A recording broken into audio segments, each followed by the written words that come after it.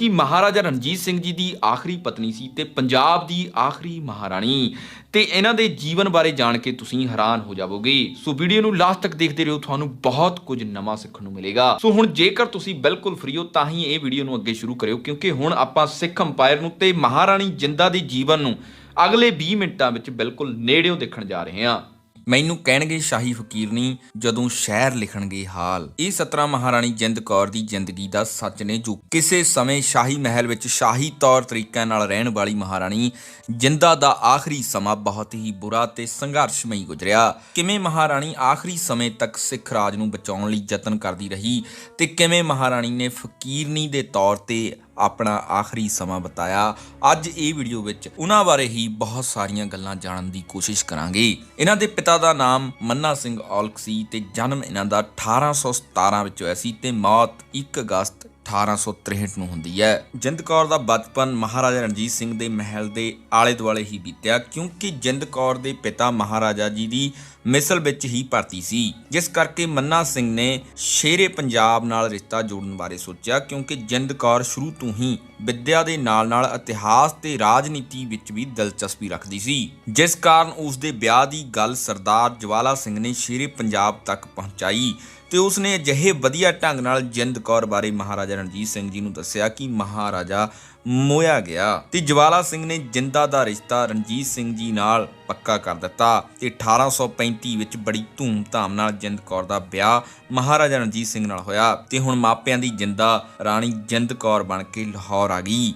ਕਿਲੇ ਵਿੱਚ ਉਸ ਦਾ ਵੱਖਰਾ ਮਹਿਲ ਬਣਾਇਆ ਗਿਆ ਤੇ ਉਸ ਨੂੰ ਗਹਿਣੇ, ਕੱਪੜੇ ਤੇ ਸੇਵਾ ਲਈ ਕੁਝ ਦਾਸੀਆਂ ਵੀ ਦਿੱਤੀਆਂ ਗਈਆਂ। ਤੇ ਹੁਣ ਤੁਸੀਂ ਹਿਸਾਬ ਲਾ ਸਕਦੇ ਹੋ ਕਿ ਮਹਾਰਾਣੀ ਜਿੰਦਾ ਕਿੰਨੇ ਗੁਣਾ ਵਾਲੀ ਹੋਵੇਗੀ ਕਿ ਮਹਾਰਾਜਾ ਰਣਜੀਤ ਸਿੰਘ ਨੇ ਰਾਣੀ ਜਿੰਦਾ ਤੋਂ ਬਾਅਦ ਕੋਈ ਹੋਰ ਵਿਆਹ ਨਹੀਂ ਕਰਵਾਇਆ ਤੇ ਜੋ ਉਹਨਾਂ ਦੀਆਂ ਪਹਿਲੀਆਂ ਰਾਣੀਆਂ ਸੀ ਉਹ ਇੱਕ ਦੂਜੀ ਰਾਣੀ ਨਾਲ ਈਰਖਾ ਰੱਖਦੀਆਂ ਸੀ, ਪਰ ਮਹਾਰਾਣੀ ਜਿੰਦ ਕੌਰ ਸਾਰਿਆਂ ਨਾਲ ਪਿਆਰ ਨਾਲ ਰਹਿੰਦੀ ਸੀ ਤੇ ਮਹਿਲ ਵਿੱਚ ਛੋਟੇ ਤੋਂ ਛੋਟੇ ਕਰਮਚਾਰੀ ਨਾਲ ਵੀ ਚੰਗਾ ਵਿਹਾਰ ਕਰਦੀ ਸੀ। ਰਾਜਾ ਧਿਆਨ ਸਿੰਘ ਡੋਗਰਾ ਬੜਾ ਚਲਾਕ ਸੀ। ਉਹ ਚਾਹੁੰਦਾ ਸੀ ਕਿ ਮਹਾਰਾਜਾ ਕਿਸੇ ਵੀ ਇੱਕ ਰਾਣੀ ਦੇ ਨਾਲ ਨਾ ਰਹੇ, ਸਗੋਂ ਉਹਨਾਂ ਨੂੰ ਜ਼ਿਆਦਾ ਹੁਸਨ ਵਿੱਚ ਉਲਝਾ ਕੇ ਉਹ ਆਪਣਾ ਫਾਇਦਾ ਕਰਨਾ ਚਾਹੁੰਦਾ ਸੀ ਤੇ ਇਸ ਕਰਕੇ ਉਹ ਇੱਕ ਹੋਰ ਰਿਸ਼ਤਾ ਲੈ ਆਇਆ ਰਣਜੀਤ ਸਿੰਘ ਜੀ ਲਈ। ਪਰ ਮਹਾਰਾਜਾ ਖਿੱਝ ਕੇ ਬੋਲੇ ਕਿ ਰਾਜਾ ਸਾਹਿਬ, ਸਿਖਰ ਤੇ ਪਹੁੰਚ ਕੇ ਰੁਕ ਜਾਣਾ ਚਾਹੀਦਾ ਹੈ, ਨਹੀਂ ਤਾਂ ਫਿਰ ਹਰ ਇੱਕ ਅਗਲਾ ਕਦਮ ਢਲਾਣ ਵੱਲ ਜਾਵੇਗਾ। ਸੋ ਇਹ ਸ਼ਬਦ ਮਹਾਰਾਜਾ ਰਣਜੀਤ ਸਿੰਘ ਜੀ ਕੋਲੋਂ ਇਸ ਕਰਕੇ ਨਿਕਲੇ ਕਿਉਂਕਿ ਇਹ ਜਿੰਦਾ ਦੀ ਸਿਆਣਪ, ਸੁਭਾਅ ਤੇ ਸੁੰਦਰਤਾ ਦਾ ਨਤੀਜਾ ਸੀ, ਜਿਸ ਕਰਕੇ ਮਹਾਰਾਜਾ ਰਣਜੀਤ ਸਿੰਘ ਨੇ ਧਿਆਨ ਸਿੰਘ ਨੂੰ ਇਹ ਫਰਮਾਨ ਸੁਣਾਇਆ। ਇਸ ਤੋਂ ਬਾਅਦ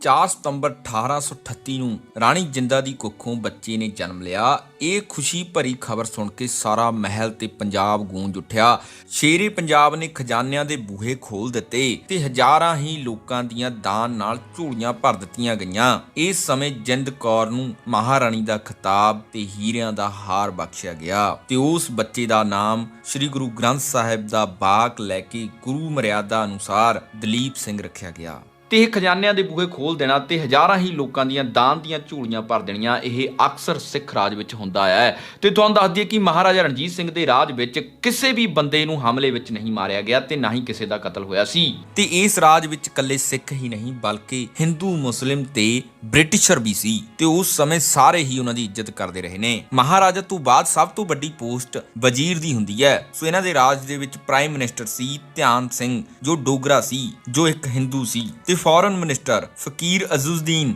ਜੋ ਇੱਕ ਮੁਸਲਿਮ ਸੀ, ਤੇ ਫਾਈਨਾਂਸ ਮਿਨਿਸਟਰ ਦੀਨਾਨਾਥ, ਜੋ ਕਿ ਇੱਕ ਬ੍ਰਾਹਮਣ ਸੀ। ਸੋ ਇਸ ਕਰਕੇ ਹੀ ਇਸ ਨੂੰ 골ਡਨ ਅੰਪਾਇਰ ਕਿਹਾ ਜਾਂਦਾ ਹੈ। ਇੱਥੇ ਸਾਰੇ ਲੋਕ ਮਿਲ ਕੇ ਰਹਿੰਦੇ ਸੀ ਤੇ ਜੋ ਉਹਨਾਂ ਨੇ ਕਹਿਤਾ ਤਾਂ ਉਹ ਸਾਰੇ ਜਣੇ ਉਸ ਗੱਲ ਨੂੰ ਮੰਨਦੇ ਸੀ ਤੇ ਇਹ ਇਕਜੁੱਟਤਾ ਕਾਰਨ ਹੀ ਕਾਬਲ ਗੰਧਾਰ ਤੱਕ ਰਾਜ ਫੈਲਿਆ। ਸੋ ਹੁਣ ਤੁਹਾਨੂੰ ਇਹ ਵੀ ਸਮਝ ਲੈਣਾ ਚਾਹੀਦਾ ਹੈ, ਜੇ ਭਾਰਤ ਦੀ ਇਕਜੁੱਟਤਾ ਹੋ ਗਈ ਤਾਂ ਉਹ ਕੀ ਕੁਝ ਕਰ ਸਕਦਾ ਹੈ। ਇਸ ਕਰਕੇ ਹੀ ਸਭ ਨੂੰ ਅਲੱਗ-ਅਲੱਗ ਕੀਤਾ ਜਾਂਦਾ ਹੈ ਕਿ ਇਹ ਕਦੇ ਵੀ ਇਕੱਠੇ ਹੋ ਕੇ ਨਾ ਰਹਿਣ। ਸੋ ਇੱਕ ਅਜਿਹਾ ਯਾਦ ਅੰਪਾਇਰ ਸੀ ਕਿ ਜੇਕਰ ਕੁੱਤੇ ਦੇ ਗਲ ਵਿੱਚ ਵੀ ਕੋਈ ਸੋਨੇ ਦਾ ਹਾਰ ਪਾਇਆ ਹੁੰਦਾ ਤਾਂ ਉਸ ਨੂੰ ਕੋਈ ਕੱਢ ਕੇ ਆਪਣੇ ਘਰ ਨਹੀਂ ਰੱਖ ਸਕਦਾ ਸੀ। ਸੋ ਇਸ ਦਾ ਮਤਲਬ ਇਹ ਹੈ ਕਿ ਉਹਨਾਂ ਦੇ ਰਾਜ ਵਿੱਚ ਲੋਕ ਆਰਥਿਕ ਤੌਰ ਤੇ ਖੁਸ਼ਹਾਲ ਹੀ ਇੰਨੇ ਹੋਣਗੇ ਕਿ ਉਹਨਾਂ ਨੂੰ ਕੁੱਤੇ ਦੇ ਗਲ ਵਿੱਚ ਪਾਇਆ ਸੋਨੇ ਦਾ ਹਾਰ ਕੋਈ ਮਾਇਨੇ ਨਹੀਂ ਰੱਖਦਾ ਹੋਵੇਗਾ, ਕਿਉਂਕਿ ਰਾਜ ਵਿੱਚ ਡਰਾ ਧਮਕਾ ਕੇ ਇਹ ਕੰਮ ਨਹੀਂ ਕੀਤਾ ਜਾ ਸਕਦਾ। ਕਿਸੇ ਨਾ ਕਿਸੇ ਨੇ ਤਾਂ ਫਿਰ ਚੋਰੀ ਕਰ ਹੀ ਲੈਣਾ ਹੈ। ਸੋ ਹੁਣ ਅੱਗੇ ਆਪਾਂ ਆਪਣੀ ਸਟੋਰੀ ਤੇ ਆਉਂਦੇ ਹਾਂ। ਇਸ ਤੋਂ 1 ਸਾਲ ਬਾਅਦ 1839 ਵਿੱਚ ਮਹਾਰਾਜਾ ਮਹਾਰਾਜਾ ਰਣਜੀਤ ਸਿੰਘ ਜੀ ਦਾ ਅਧਰੰਗ ਦਾ ਰੋਗ ਫੇਰ ਜਾਗ ਪਿਆ। ਇਸ ਬਿਮਾਰੀ ਨਾਲ ਮਹਾਰਾਜਾ ਦੇ ਇੱਕ ਪਾਸੇ ਦੀ ਲੱਤ ਤੇ ਇੱਕ ਬਾਹ ਹਿੱਲਣੋਂ ਰਹਿ ਗਈ। ਇਸ ਤਰ੍ਹਾਂ 5-6 ਮਹੀਨੇ ਰਹਿਣ ਤੋਂ ਬਾਅਦ ਮਹਾਰਾਜਾ ਰਣਜੀਤ ਸਿੰਘ ਜੀ 1839 ਵਿੱਚ ਇਸ ਜਹਾਨੋਂ ਕੂਚ ਕਰ ਗਏ। ਇਹ ਦਿਨ ਵੀਰਵਾਰ ਤੇ ਪੂਰਨਮਾਸ਼ੀ ਦਾ ਦਿਹਾੜਾ ਸੀ। ਪੂਰਨਮਾਸ਼ੀ ਨੂੰ ਜਿੱਥੇ ਰਾਤਾਂ ਚਾਨਣੀਆਂ ਹੁੰਦੀਆਂ ਨੇ, ਉਸ ਦਿਨ ਪੰਜਾਬੀਆਂ ਦਾ ਦਿਨੀ ਹਨੇਰਾ ਪੈ ਗਿਆ। ਮਹਾਰਾਜਾ ਨੂੰ ਅੰਤਮ ਸੇਜਾ ਉੱਤੇ ਲਟਾ ਦਿੱਤਾ ਗਿਆ, ਜਿਸ ਤੋਂ ਬਾਅਦ ਕੁਝ ਹੋਰ ਰਾਣੀਆਂ ਅੱਗੇ ਆਈਆਂ ਜਿਨ੍ਹਾਂ ਨੇ ਮਹਾਰਾਜਾ ਰਣਜੀਤ ਸਿੰਘ ਨਾਲ ਸਤੀ ਹੋਣਾ ਸੀ।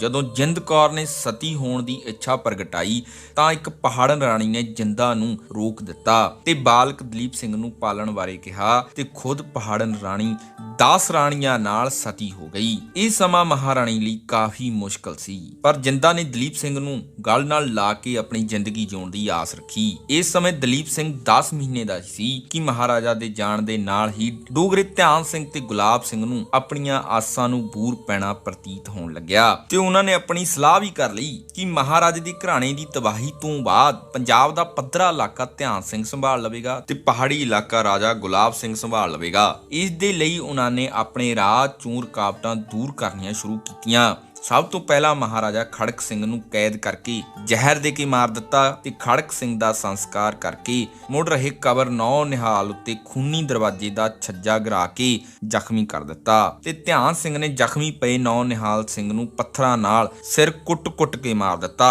ਇਸ ਤਰ੍ਹਾਂ ਦੋਵੇਂ ਪਿਓ ਪੁੱਤਰ ਇੱਕੋ ਦਿਨ 2 ਡੋਗਰਿਆਂ ਦੀ ਗਦਾਰੀ ਦਾ ਸ਼ਿਕਾਰ ਹੋ ਗਏ। ਇਸ ਤਰ੍ਹਾਂ ਹੀ ਪੰਜਾਬ ਦੇ ਸਾਰੇ ਰਾਜੇ 6 ਮਹੀਨੇ ਤੋਂ ਵੱਧ ਨਾ ਟਿਕ ਸਕੇ।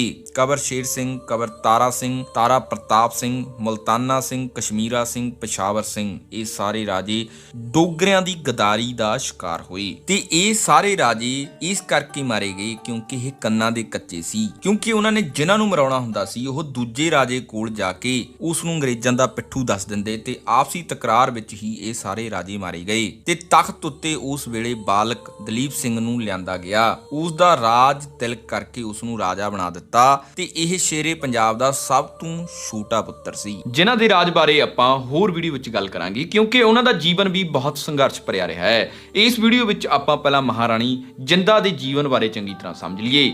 ਦਲੀਪ ਸਿੰਘ ਛੋਟਾ ਬੱਚਾ ਹੋਣ ਕਰਕੇ ਉਹਨਾਂ ਦਾ ਸਾਰਾ ਕੰਮਕਾਜ ਮਹਾਰਾਣੀ ਜਿੰਦ ਕੌਰ ਹੀ ਦੇਖਦੀ ਤੇ ਹੁਣ ਇਸ ਕਰਕੇ ਰਾਸਤੇ ਦੀ ਰੁਕਾਵਟ ਦਲੀਪ ਸਿੰਘ ਨਹੀਂ ਬਲਕਿ ਮਹਾਰਾਣੀ ਜਿੰਦਾ ਬਣ ਗਈ। ਰਾਣੀ ਦੀ ਜਾਨ ਲੈਣ ਲਈ ਬਹੁਤ ਕੋਸ਼ਿਸ਼ਾਂ ਹੋਈਆਂ, ਜਿਨ੍ਹਾਂ ਵਿੱਚੋਂ ਇੱਕ ਘਟਨਾ ਹੈ ਪੰਡਿਤ ਜੱਲੇ ਨੇ ਮਹਾਰਾਣੀ ਜਿੰਦ ਕੌਰ ਨੂੰ ਜ਼ਹਿਰ ਦੇਣ ਦੀ ਕੋਸ਼ਿਸ਼ ਕੀਤੀ, ਪਰ ਚੰਗੇ ਭਾਗ ਉਹ ਕੋਸ਼ਿਸ਼ ਨਪੇਰੇ ਨਾ ਚੜੀ ਕਿਉਂਕਿ ਫੌਜ ਵਿੱਚ ਕਿਸੇ ਨੂੰ ਪਤਾ ਲੱਗ ਗਿਆ ਸੀ ਤੇ ਰਾਣੀ ਨੇ ਇਸ ਕਰਕੇ ਉਹ ਖਾਣਾ ਨਾ ਖਾਧਾ ਤੇ ਰਾਣੀ ਬਚ ਗਈ। ਇਹ ਸਾਰੀਆਂ ਚਾਲਾਂ ਰਾਜ ਲੈਣ ਲਈ ਮਹਿਲ ਦੇ ਬਾਹਰ ਤੋਂ ਹੋ ਰਹੀਆਂ ਸੀ ਤੇ 9 ਮਾਰਚ 1846 ਈਸਵੀ ਨੂੰ ਲਾਹੌਰ ਦਰਬਾਰ ਤੇ ਅੰਗਰੇਜ਼ ਸਰਕਾਰ ਵਿੱਚ ਹੋ ਗਈ। ਇਸ ਦੌਰਾਨ ਸਿੱਖਾਂ ਨੇ ਤੇ ਅੰਗਰੇਜ਼ਾਂ ਨੇ ਪੰਜਾਬ ਦੇ ਇਲਾਕੇ ਬਿਨਾਂ ਕਿਸੇ ਜੰਗ ਤੋਂ ਵੰਡ ਲਏ। ਇਸ ਬਾਰੇ ਇਤਿਹਾਸਕਾਰ ਮੈਕਗ੍ਰੇਗਰ ਨੇ ਲਿਖਿਆ ਹੈ ਕਿ ਲਾਹੌਰ ਦੀ ਸਿੱਖ ਹਕੂਮਤ ਅਸਲੀ ਅਰਥਾਂ ਵਿੱਚ ਮਰ ਚੁੱਕੀ ਹੈ। ਮਹਾਰਾਜਾ ਦਲੀਪ ਸਿੰਘ ਇੱਕ ਕਠਪੁਤਲੀ ਹੈ ਜਿਸ ਦੀ ਕੋਈ ਤਾਕਤ ਨਹੀਂ, ਉਹ ਪੂਰੀ ਤਰ੍ਹਾਂ ਅੰਗਰੇਜ਼ਾਂ ਦੇ ਅਧੀਨ ਹੈ ਤੇ ਹੁਣ ਤੱਕ ਕੱਲੇ ਡੋਗਰਿਆਂ ਨੇ ਗਦਾਰੀ ਕੀਤੀ ਸੀ, ਪਰ ਹੁਣ ਅੱਗੇ ਅੰਗਰੇਜ਼ਾਂ ਨੇ ਪੈਸਿਆਂ ਤੇ ਪਾਵਰ ਦੇ ਦਮ ਤੇ ਸਿੱਖਾਂ ਦੇ ਵੀ ਕਾਫੀ ਧੜੇ ਆਪਣੇ ਪੱਖ ਵਿੱਚ ਕਰ ਲਏ ਤੇ ਹੌਲੀ-ਹੌਲੀ ਮਹਾਰਾਣੀ ਜਿੰਦਾ ਨੂੰ ਰਾਜ ਦੇ ਹਰ ਤਰ੍ਹਾਂ ਦੇ ਕੰਮ ਤੋਂ ਵੱਖ ਕਰ ਦਿੱਤਾ ਗਿਆ ਤੇ ਲਾਰਡ ਹਾਰਡਿੰਗ ਤੇ ਹੈਨਰੀ ਲਾਰੈਂਸ ਪੰਜਾਬ ਦੇ ਗਵਰਨਰ ਜਨਰਲ ਤੇ ਰੈਜ਼ੀਡੈਂਟ ਬਣੇ। ਇਹਨਾਂ ਨੇ ਮਹਾਰਾਣੀ ਨੂੰ ਦਲੀਪ ਸਿੰਘ ਤੋਂ ਦੂਰ ਕਰਨ ਲਈ ਬਹਾਨੇ ਲੱਭਣੇ ਸ਼ੁਰੂ ਕੀਤੇ। ਹੁਣ ਮਹਾਰਾਣੀ ਨੂੰ ਦੇਸ਼ ਨਿਕਾਲਾ ਦੇਣ ਤੇ ਲੋਕ ਭੜਕ ਸਕਦੇ ਸੀ, ਜਿਸ ਕਰਕੇ 1847 ਵਿੱਚ ਮਹਾਰਾਣੀ ਨੂੰ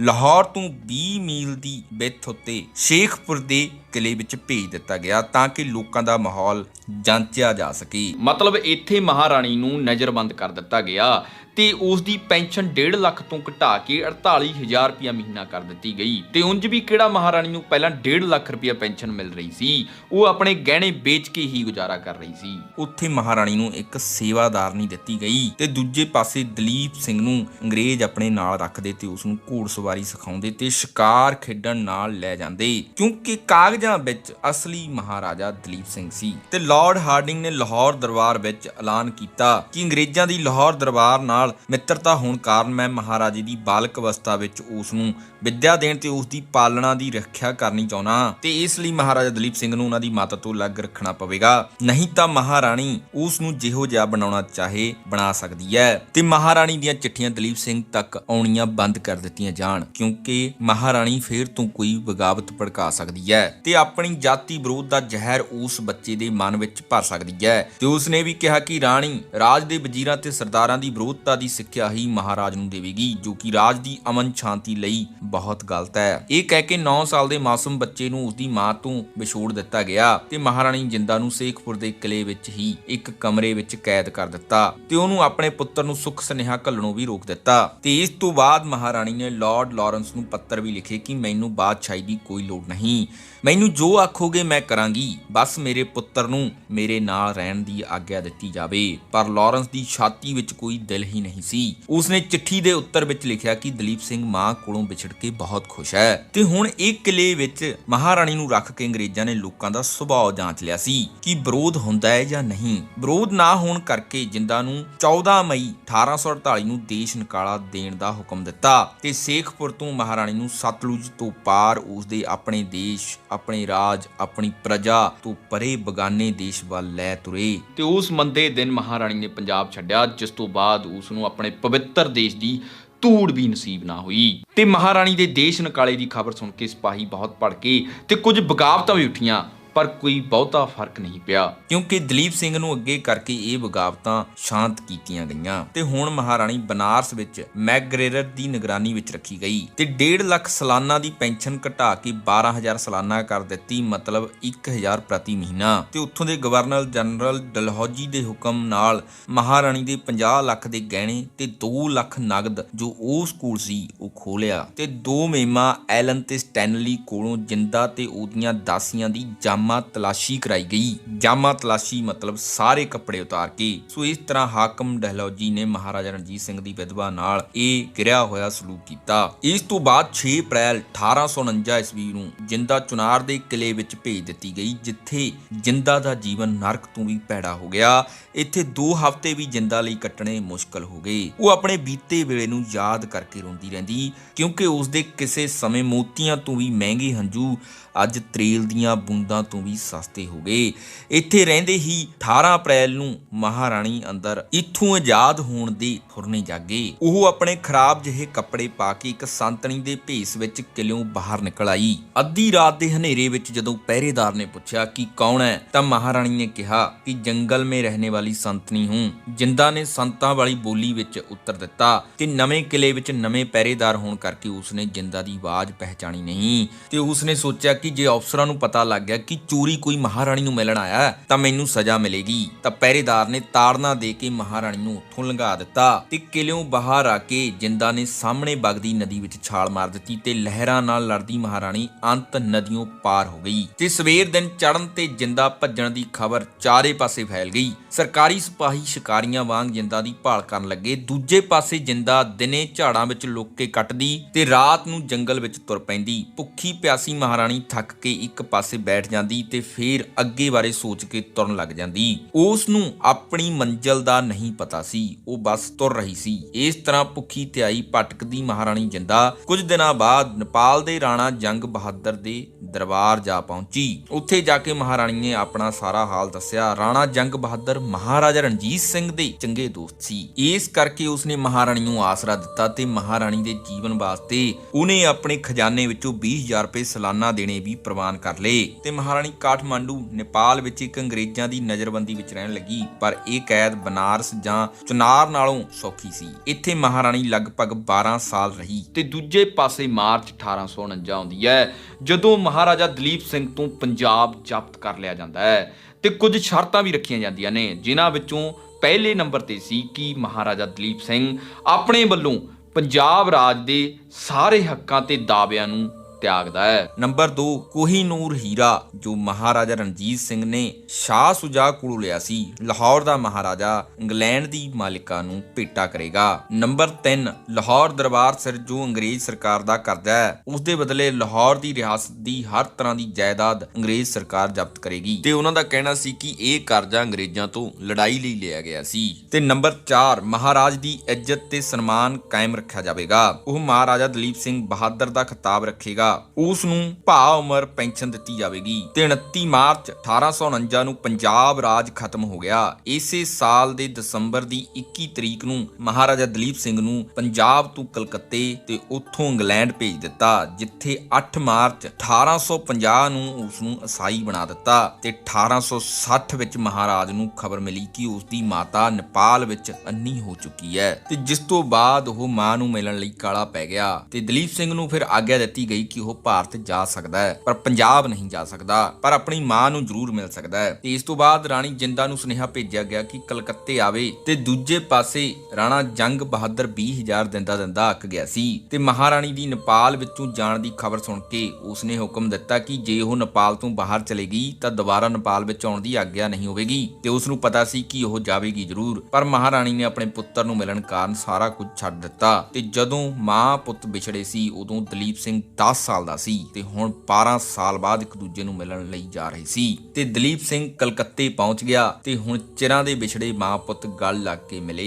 ਦਲੀਪ ਸਿੰਘ ਬੱਚਿਆਂ ਵਾਂਗ ਮਾਂ ਦੇ ਮੋਢੇ ਨਾਲ ਲੱਗਿਆ ਰਿਹਾ ਤੇ ਦੋਨਾਂ ਦੇ ਹੰਝੂ ਨਹੀਂ ਰੁਕ ਰਹੇ ਸੀ। ਤੇ ਜਦੋਂ ਮਹਾਰਾਣੀ ਦਾ ਹੱਥ ਦਲੀਪ ਸਿੰਘ ਦੇ ਮੋਢੇ ਤੋਂ ਸਿਰ ਵੱਲ ਗਿਆ ਤਾਂ ਸਵਾ ਗੱਜ ਲੰਬੇ ਕੇਸਾਂ ਦਾ ਜੂੜਾ ਦਲੀਪ ਸਿੰਘ ਦੇ ਸਿਰ ਤੇ ਨਾ ਲੱਭਾ ਤਾਂ ਮਹਾਰਾਣੀ ਉੱਚੀ ਹੌਂਕੇ ਭਰ ਕੇ ਰੋਣ ਲੱਗੀ ਤੇ ਕਹਿਣ ਲੱਗੀ, ਤਕਦੀਰੇ ਤੂੰ ਮੇਰਾ ਸਿਰਤਾਜ ਖੋਇਆ, ਮੇਰਾ ਰਾਜ ਭਾਗ ਖੋਇਆ, ਉਹੀ ਨੂਰ ਖੋਇਆ, ਮੇਰੀ ਜਨਮ ਭੂਮੀ ਪੰਜਾਬ ਤੋਂ ਵਿਛੋੜ ਦਿੱਤਾ। ਮੈਂ ਭਾਣਾ ਮੰਨ ਕੇ ਜਿਉਂਦੀ ਰਹੀ ਪਰ ਅੱਜ ਮੇਰੀ ਬੰਸ਼ ਵਿੱਚੋਂ ਕਲਗੀਧਰ ਦੇ ਸ਼ਹੀਦ ਬੱਚਿਆਂ ਦਾ ਲਹੂ ਮੁੱਕ ਗਿਆ। ਇਹ ਬਾਕ ਦਲੀਪ ਸਿੰਘ ਦਾ ਸੀਨਾ ਪਾੜ ਕੇ ਨਿਕਲੇ ਤੇ ਉਹ ਮਾਂ ਦੇ ਪੈਰਾਂ ਵਿੱਚ ਡਿੱਗ ਕੇ ਰੋਣ ਲੱਗਿਆ ਤੇ ਕਿਹਾ ਕਿ ਮੈਂ ਤੇਰੀ ਉਜੜੀ ਦੁਨੀਆ ਤਾਂ ਨਹੀਂ ਵਸਾ ਸਕਦਾ, ਮੈਂ ਤੈਨੂੰ ਹੋਰ ਬਹੁਤ ਚੀਜ਼ਾਂ ਐ ਜੋ ਨਹੀਂ ਦੇ ਸਕਦਾ, ਪਰ ਤੇਰੀ ਸਹੁੰ ਖਾ ਕੇ ਇਹ ਕਹਿਣਾ ਕਿ ਤੇਰੀ ਕੁਲ ਵਿੱਚ ਗਈ ਸਿੱਖੀ ਫੇਰ ਪਰਤਾ ਲਿਆਵਾਂਗਾ। ਸੋ ਮਾਫ ਕਰਨਾ, ਮੈਂ ਖੁਦ ਵੀ ਕੇਸ ਨਹੀਂ ਰੱਖੇ, ਪਰ ਇਹ ਗੱਲ ਇੱਥੇ ਦੱਸਣੀ ਬਹੁਤ ਜ਼ਰੂਰੀ ਸੀ। ਤੇ ਇਸ ਤੋਂ ਬਾਅਦ ਮਹਾਰਾਜਾ ਦਲੀਪ ਸਿੰਘ ਨੇ ਆਪਣੀ ਮਾਂ ਨਾਲ ਦੇਸ਼ ਵਿੱਚ ਰਹਿਣ ਦੀ ਹੀ ਆਗਿਆ ਮੰਗੀ, ਪਰ ਅੰਗਰੇਜ਼ ਹਲੇ ਵੀ ਇਸ ਚੀਜ਼ ਤੋਂ ਡਰਦੇ ਸੀ ਕਿ ਮਹਾਰਾਣੀ ਜਿੰਦਾ ਆਪਣੇ ਪੁੱਤਰ ਨਾਲ ਇਸ ਦੇਸ਼ ਵਿੱਚ ਨਾ ਰਹੇ।